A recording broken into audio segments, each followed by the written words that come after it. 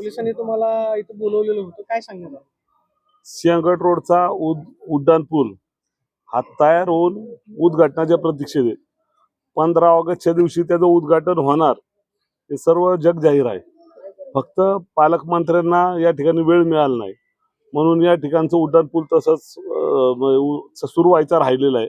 मला वाटतं सिंहगड रोडवर प्रचंड मोठी लोकवस्ती आहे आणि एवढ्या मोठ्या लोकवस्तीला जर उड्डाण पूल सुरू झाला तर या ट्रॅफिक मधून ते बाहेर पडू शकतात.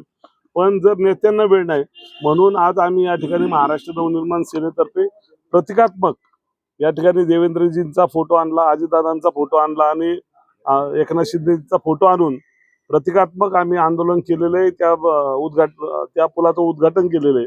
मला वाटतं आता तरी प्रशासनाला आणि सत्ताधाऱ्यांना जाग येईल आणि हे ताबडतोब हा उड्डाण पूल सुरू करते.